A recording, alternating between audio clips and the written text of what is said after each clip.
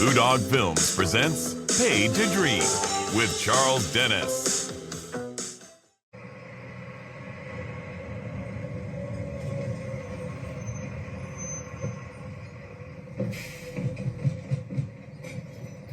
Having fun, Mr. Pistol?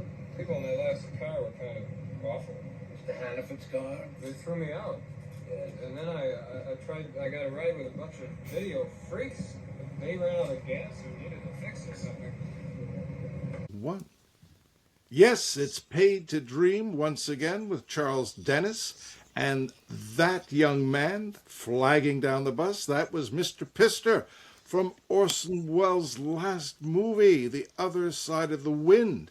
And that is Joe McBride, Joseph McBride on his book covers. And here he is now. Joe. Good to see you, Charles. Thank you for having me. Oh, it's a pleasure. It's a pleasure. Tell us about how you came to be Mr. Pister, a young man from Wisconsin who only theatrical experience, as it were, was being an altar boy. Yeah, right. I did some acting as an altar boy for 3 years with my back to the audience, speaking Latin, couldn't change the dialogue, and speaking in a monotone. By the way, that is not Wells's last movie. Since then, they released another film, Hopper Wells, which originally had been part of Other Side of the Wind. And he shot movies for 9 years after The Other Side of the Wind, so there are a number of films that... Well, the last released. Finally released. Some of the films have partly come out. The Munich Film Museum has put out half-hour versions of some of the films. The one that he was working on at the end of his life was Orson Welles' Magic Show, and there's enough of that film that could be released. I wish they would release it. And he was about to shoot a one-man Julius Caesar the next morning. But anyway, his career kept going. Yeah. But anyway, I got to be Mr. Pister because I had been writing a critical study of Welles, and I had sent him parts of it that appeared in magazines and in a book that I edited, and he had read the material and he liked the stuff. When I met him, he said, "Finally, I meet my favorite critic." And I said, "Why do you call me that?" And he said, "You're the only one who understands what I'm trying to do," which was really nice. He was in Eclipse at the time in America. He hadn't made a film in the United States for a long time. He was in his European exile, and in other countries, as is true today, he was regarded as a great artist, but over here he was kind of ignored or forgotten. And the only time we saw him usually in that period was in bad movies that he'd act in, or an occasional good movie like A Man for All Seasons. He would play small parts, etc. But hardly anybody had seen Chimes at Midnight, although that did come out in America in 1967, and I saw it several times and thought it was his best film. But even today, when you run into people who say, "Oh, Wells was a failure," and blah, blah, blah, blah, blah, I just have one question for them. Have you seen Chimes at Midnight? And they usually say, "What's that?" Oh. So, you can't, deal with people who don't see the films, But anyway, when I came to Hollywood, I was writing a critical study of John Ford with my friend Mike Wilmington, and the Welles book was virtually done, and we were moving along with the Ford book. And so I went to Hollywood to interview John Ford, which was a real coup to get an interview with him. And if you've seen The Fabelmans, it was very much like the experience Spielberg had, except he only had 2 minutes and I had an hour with him, which was great. And when I arrived in Hollywood that first week, I met my three favorite directors, John Ford, Jean Renoir, and Orson Welles. Wow. And I met Peter Bogdanovich, who I had admired as a young journalist and interviewer he was interviewing old directors who I admired, and he had made Targets, which I had seen at the Democratic Convention in Chicago. I mean, I was there I was protesting in 1968, and I took a break from getting tear gas to see Targets, which I thought was a terrific debut film. And so I looked him up, and he was kind enough to share his information and thoughts about Wells and Ford because he knew all the inside stuff. And he said Wells was about to shoot a new film, and he said Orson would like you to be in it. Actually, he said Orson would like you to call him tomorrow. So I called Wells. I didn't realize Wells was in Hollywood. I thought he was in Europe somewhere. And he said, we're about to start shooting a new film. Would you like to be in it? And I was so flabbergasted that I said, it was kind of a stupid question. Is this going to be a feature-length film? And he said, we certainly hope so. But actually, it turned out to be a good question because it took 48 years for it to become a feature-length film. You know, the longest gestation period, I think, of any film ever made, probably. But we started shooting that weekend, and he put me in playing a young film critic, kind of a spoof of my earnest young self, and I was cooperating and poking fun at myself, and we shot scenes with Peter and me, and he was playing a young film critic at the time, and then he went off to Texas the following week to shoot The Last Picture Show and came back and became a big director. And so Wells modified his role into a hotshot young director, rival to the John Huston character, and Peter's critic role was played by somebody else. So we did some reshooting later of those scenes, but some of the scenes that were shot the first day made it into the film, including this one. This is my new book, I Love Movies, but on the cover is a frame enlargement from The Other Side of the Wind of me as Mr. Pister in the film, and I'm taking notes on my wrist while I'm interviewing John Huston in the car. And that's something that Peter had noticed when I came to see him. I had been to a screening of Fellini's Satyricon, and I took notes on my wrist, and Peter said, "What's that?" And I said, "Oh, I often do that when I run out of paper." You know, I was a journalist from an early age, and he told Wells, and Wells said, "I've got to have this guy in my movie if he writes on his wrist." He thought that was hilarious. So he told me to keep writing on my wrist, and I had to do it for 5 years plus while I was acting in this film, because it went on until 1976. And somebody said after the film was finally released in 2018, one of the crew guys said, "You're the only person in the cast who visibly ages in the course of the film." You know, because most of them were older people or you know, much more mature, and I was only 23 when I started, and I looked quite different when I was 28, and you can see me maturing in the course of this party, which in a way is kind of an interesting subtext, because I learned a lot about life in the course of this story, which takes place in one night, basically, and part of the next morning. Well, you and I have had many overlaps in our lives. I was a young journalist as well in Toronto, and in the year before you made your film debut, I made mine in Patton. I was living in London, and I went and read for something, and months later, I got a phone call. They're picking up at 4. I said, "Who's picking me up?" "The car." "Where am I going?" "You're going to Spain. You're in Patton." Wow. And then the next year, I met Lawrence Harvey. I had just written my first novel, Stone Cold Soldier, and he said, "How would you like Orson Welles to direct this?" I said, "You're kidding." And Orson eventually read it and phoned me, and I thought it was a joke. I thought someone was pretending to be Orson Welles, you know.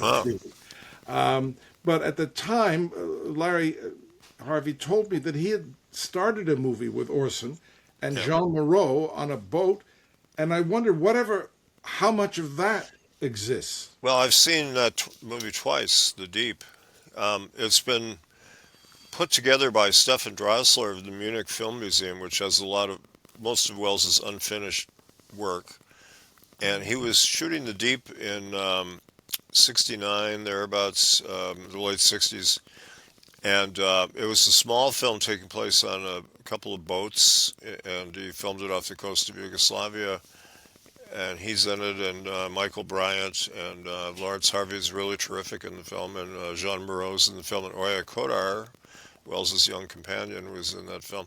Unfortunately, he didn't finish it for a variety of reasons. You know, like I mentioned in my book, Whatever Happened to Orson Welles, A Portrait of an Independent Career. Every unfinished Welles film has a different reason for being unfinished. There were many problems he ran into with financing and legal things and actors. And like Jean Moreau refused to dub her part. When you're shooting on the ocean, it's very difficult, but Yeah. one of the problems is sound, and they had to do a lot of redubbing, and she was disgruntled and wouldn't redub her part.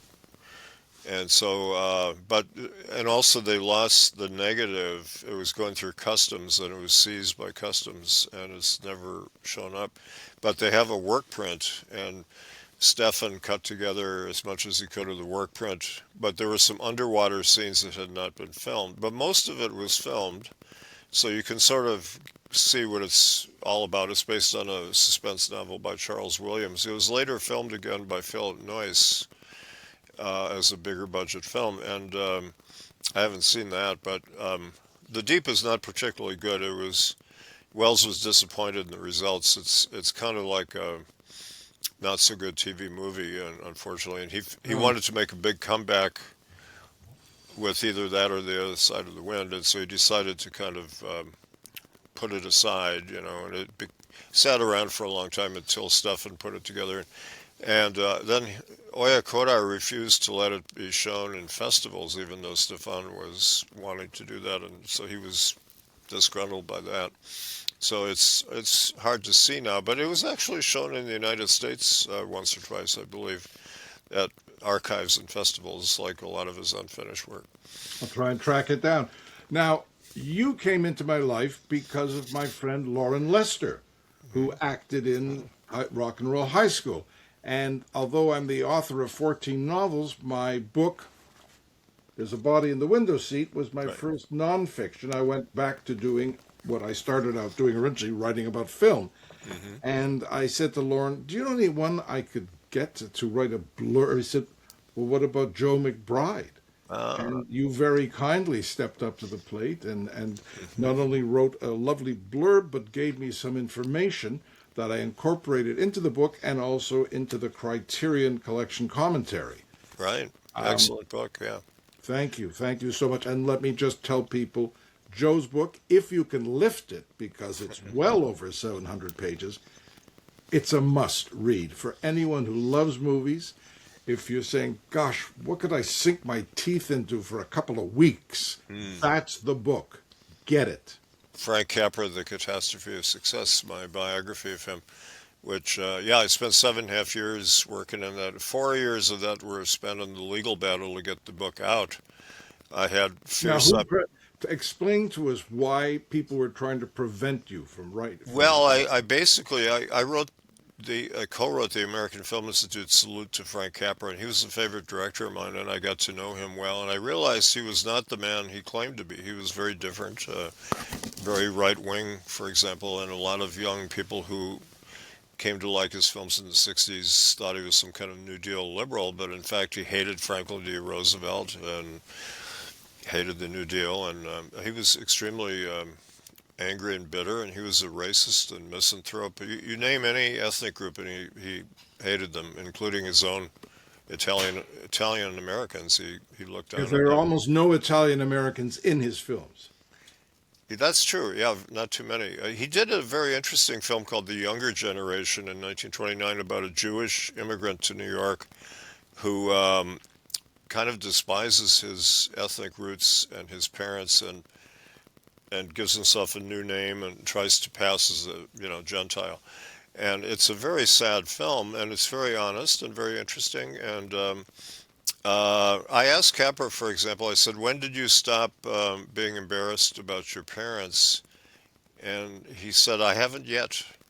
And that was his great tragedy. I mean, the root of the whole thing was that he couldn't accept who he was. And I think people should be proud of their ethnic identities, as people are now. But back then, it wasn't always true. People were supposed to go into the melting pot, melt down their identities into being 100% American, whatever that was. And so Capra's characters, the leading men, were WASP figures like Jimmy Stewart and Gary Cooper. He identified mostly with those kind of people, and he wanted to be part of the fabric of, the inside part of America. So he was a Republican, and he was in with all the fat cats But he was a very divided man, very conflicted, and he was a great director of actors. That's the one thing I realized that he had going for him. He was not a great visual stylist, and to his great displeasure, he wasn't a very good writer, and so he tried to take credit from his writers and tried to take credit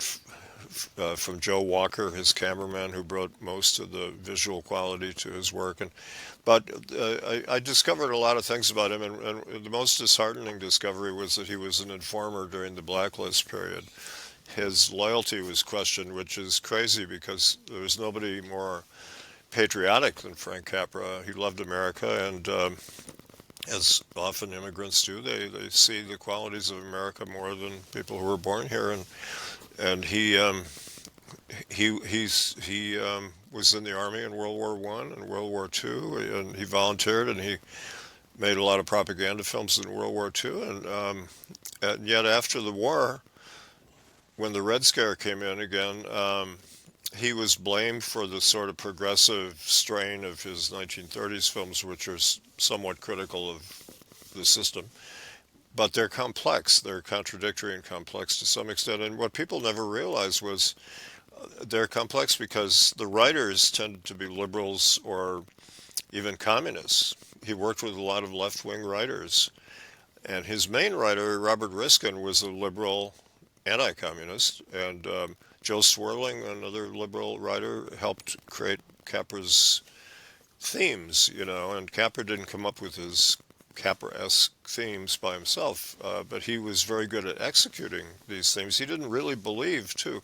It's another thing I found. He really didn't believe in what his films were saying, consciously anyway.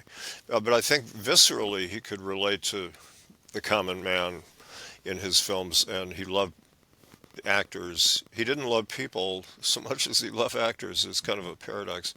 It's interesting that people with Arsenic and Old Lace say, well, it's atypical. It's not really a Capra movie. But you said something interesting where you said it's probably his most personal movie because of the madness of the characters. Can you?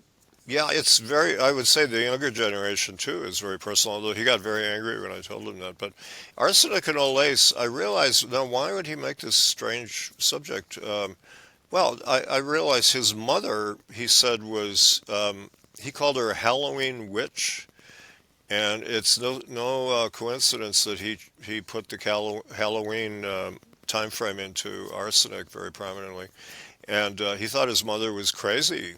And she was, his parents were tremendous people in a sense. I wish I'd met them, but I heard a lot about them because they held the family together, especially the mother. Like a lot of immigrant mothers, she was very tough, but she was tough on Frank, and she hit him a lot. And he said something very sad to me. He said, I love my mother, but she didn't like me at all.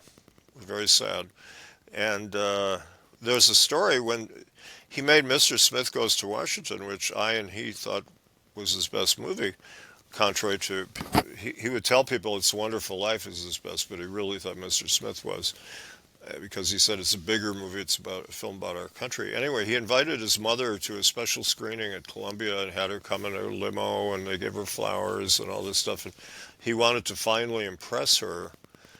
And afterwards he said, "Ma, what do you think?" And she said, "Frankie, when are you gonna get a job?" He said that she couldn't understand why he was getting all that money for just sitting in a chair, is her attitude.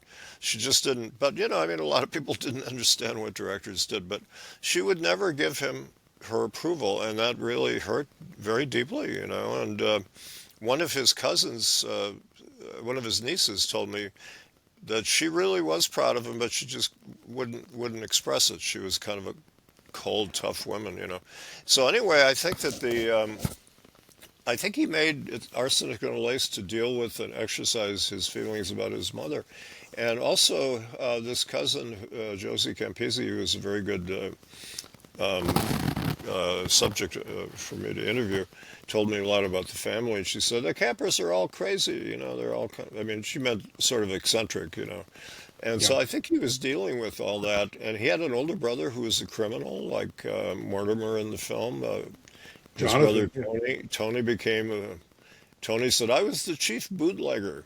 And he tried to get Frank to become a bootlegger, and Frank wisely went into the film business instead, which is another kind of criminal enterprise, but he did very well in the film business. But anyway, so I wrote this, and my wife, Ruth O'Hara, who was very loyal and devoted, helping me fight this legal battle to get the book out, Capra's archivist, Janine Basinger of Wesleyan University, and my own editor, Robert Gottlieb, the famous Robert Gottlieb at Random House, Knopf, tried to stop the book or to neuter the book, and they wanted to cut out all the revelations that undercut the Capra myth, and they were working against me, which is, I didn't tell people much about this at the time, but one of my friends, another writer who later won the Pulitzer Prize, said this was like the worst story he ever heard about publishing.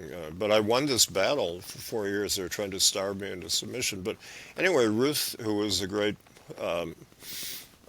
legal mind too, and helped me win this battle, she said, you're going to get a lot of flack when you write this part about his mother being the reason he made it, Arsenic and Old Lace, because reviewers don't like Freudian stuff, which is kind of strange. And I wrote a book about the research of the Capra book and the legal battle called Frankly Unmasking Frank Capra, and it's 600 pages long, and it's fascinating. It's a Kafka-esque tale. But I have a whole chapter about defending the art of biography, and there's this weird strain that some people have, including Joyce Carol Oates and people like that biographies should not analyze their subject's psychology, which is insane. Why write a book otherwise about some? It was just print the resume. Listen, I want to move on to the Silver Fox of Brentwood. Well, let me just say one more thing. Yes. So Ruth said, you're going to get attacked if you write this. And I said, well, I'm going to do it anyway because I'm telling you the truth. And she said, of all the things I did in writing this book, that was the thing she admired the most, that I just was willing. And sure enough, I got attacked in some film magazines for saying that. But anyway, I don't care because it's true. Yeah. So, Howard Hawks. Yeah. Yeah, I spent 7 years talking to him. 7 years. I envy you that more than anything. I think he is my... I know how you feel about John Ford, but he just... That sense of camaraderie, as you talk about, it's inspirational. Yeah, there's a great feeling you get. When you see a Hawks film, you love the characters and their friendship and camaraderie and how they help each other. Like the first Hawks film that made an impression on me was Rio Bravo, and I had alcoholic parents. And it's the first time a film resonated with my personal life, as I say in my new book, I Love Movies But, which is a memoir in the form of an interview book with my old friend Danny Perry. But I mentioned that when I saw Dean Martin's alcoholic character, he's so real and so true to life. That's what I was seeing every day at home. And then the scene when he starts to kick the habit and he pours the drink back into the bottle, that scene really struck me as the first scene that moved me emotionally on a personal level in a film. And so you care about these characters, and John Wayne helps his friend recover, and Walter Brennan's fabulous, and the whole group. And so in all the Hawks films, there's a group of people who are kind of in it together in some dangerous profession, and there's usually tough, interesting, independent women who are kind of very modern, like Angie Dickinson in that film, and Lauren Bacall in other films, and Green Arthur.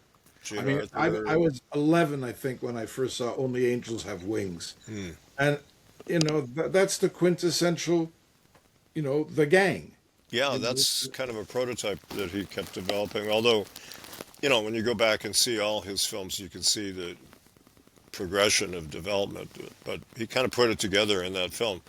And he felt that she didn't really fit into his world very well, but she's very good in that film, actually. And he told me that she saw To Have and Have Not, and she said, now I realize what you wanted, with that Lauren Bacall character. And but Arthur is my favorite actress. I got to know her very well through Capra, because Arthur was a recluse, notorious recluse, lived in Carmel in Northern California and didn't see people. And Life magazine, way back in 1941, they said she's so reclusive she makes Garbo look like a party girl, they said. And but Capra helped me to get in with her, and I would go see her from time to time. We became very friendly, and she was a wonderful person. And but my favorite actress, I just adore her, and she was Capra's favorite. He directed her wonderfully in Meet in Mr. Deeds Goes to Town and Mr. Smith Goes to Washington. She turned down It's a Wonderful Life, she told me, the Donna Reed part, because she said, I couldn't just play a housewife. She said there was nothing for me to do. That woman was colorless, she felt. Donna Reed is very good, but what happened after the war, Capra's women in the 30s always had jobs, and they worked, and they were, in the independent world. And after the war, he succumbed to the whole drive to get women back into the house and become housewives. They became less interesting for that reason. But Hawks is a wonderful director in a lot of ways. Hatari, another film that has a great group of people. You really, as I said to Hawks, I love being with that group and hanging out with them. And he said, I do too, And there's not much plot. After the war, he realized, I don't really need plots very much. You just need a bunch of interesting characters.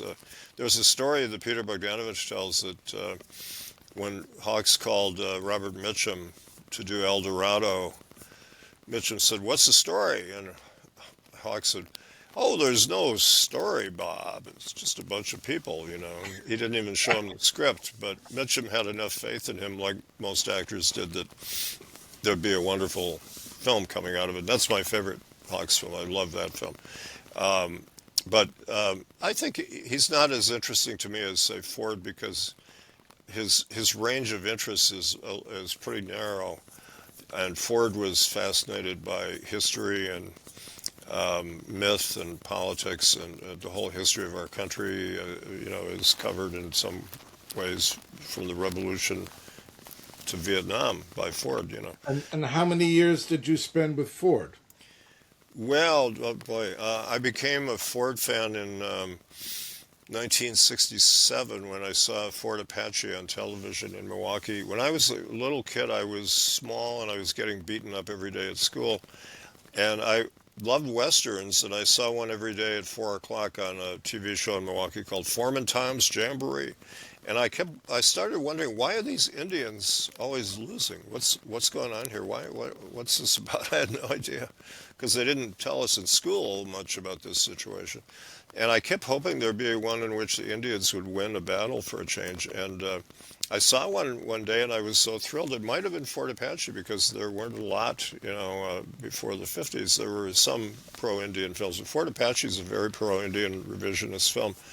They're not only the victors in that film, they're the heroes of the film. And so that film opened my eyes to what a historical film could be, and I became a big fan of Ford, and I started seeing his films. And then I got my friend Mike Wilmington to write the book with me, because Ford was such a vast subject. I thought I need a collaborator. He's too big for one guy at the time. And so we spent 2 years, having daily talks about Ford, and it was a hard book to write, because Mike was a brilliant guy, but not very reliable, and he didn't turn in his work on time, and I had to rewrite everything he did. And I finally had to, as I mentioned I love movies, but I finally had to give Mike an ultimatum that I will finish the book on my own the way I want to, or else we'd just drop the whole thing, because he would turn in drafts that had some great stuff, and then parts of them were messy, and then I'd say, rewrite this, rewrite that, keep this, and then he'd rewrite it, and he'd throw out the good stuff and put in new good stuff, and then he wouldn't fix the bad stuff. So I had like 5 drafts of every Wilmington section to rewrite. It took me about 6 months to finish it, and I got it out. He later told me, many years later, he said, I realized that you were going to go on and do great things, and I wasn't, so I was trying to prolong this book, However, Wasn't the first day of shooting of Fort Apache on the day you were born? Yeah, I checked in the in Ford's papers in the production reports. I know it was shooting at the time I was born. They were shooting the climax of the movie at 11 a.m. the day I was born, August 9th, 1947. They were in Monument Valley. That's the scene where John Wayne throws down his gauntlet. He's a principled officer, and Henry Fonda's this racist martinet, and he says, "I'm going to attack the Indians, the Apaches, and split my troops," which is what Custer did. He's based on Custer. And Wayne's character says, "That's suicide, Colonel," and he tries to stop him, and he throws down his gauntlet, literally, and then, but the tragedy of that film is that the cavalry, most of whom are people you like, don't really object to letting themselves be slaughtered by this insane martinet. Leading them into disaster and leading. John Wayne makes peace with the Native Americans, and Fonda violates the treaty that he made, and it's a real tragic film. A great movie about American history, and so I got into Ford. In other words, well, it took us 2 years to do that book, and then it took 3 years to get published because Ford was very out of fashion. And the British publisher, Cinema 2 series of the British Film Institute, held the book for 3 years, and today I wouldn't put up with that, but I flew over to London and walked in on the office and I said, "I'd like the book back." And the guy said, "Well, we haven't been able to get an American publisher," and that wasn't part of the deal, they had to publish it themselves. And so he quickly got an American publisher, and it came out in 1974, but Ford had died in 73, so I was regretful that Ford didn't see the book, although he read parts of it, like The Searchers. He heard that we wrote a piece on The Searchers in Sight and Sound. Somehow he heard about it and he asked for a copy, and we sent it to him, and he appreciated that. He wrote me a nice note about he said, "I appreciate the upbeat, kindly way you treated me," which was very nice. And our Searchers piece was very influential. The film was more or less forgotten when we published this in 1971. Peter Wallen and Andrew Saris and Peter Bogdanovich had appreciated the film, but hardly anybody else. And suddenly the film shot up into the Sight and Sound poll they do every 10 years. In 1972, it suddenly made the top 20 for the first time, and then it rose over the years to like number 6 or 7, and it's all due to that article. And it influenced, Stuart Gordon wrote a piece in New York Magazine. He said it was the most influential film of the 1970s on young American filmmakers. It influenced Taxi Driver and Close Encounters of the Third Kind and a lot of other films. And anyway, so then I began thinking there needs to be a biography of Ford because he's such a mysterious figure. He wouldn't tell the truth to interviewers. He was very difficult with me. He sometimes would say things that were true, but he often obfuscated or pretended not to remember his films. He had a pose of being this sort of illiterate cowboy, even though he was a very erudite man. But Joe, we're over the time. oh, we're already over And time. we haven't even got to Lubitsch, Wilder, and Spielberg, so we're going to have to come back and do another Paid to Dream. Anytime. It's a pleasure to be with you, Charles, and I Thank you, hope Joe. people will buy this book. It's you can go on the Sticking Place Films website and you get a nice discount if you go there instead of on Amazon, but it's also on Amazon. And as you can see, it's another long book because it's about my writing career. He has Paul Cronin, who started this terrific imprint, has a series on critics and historians talking about their work, and he's got good books by Michel Simon, James Naramore, Jonathan Rosenbaum, people like that. And so he asked me to contribute, and it's full of inside stories about how a film critic and historian tries to tell the truth against heavy odds sometimes, and also my screenwriting career and my journalistic career. Yeah. Okay. This has been Joe McBride. This has been Paid to Dream. If you like this, and you better, press like. Bye-bye, Joe. See you soon. Thank you. Anytime.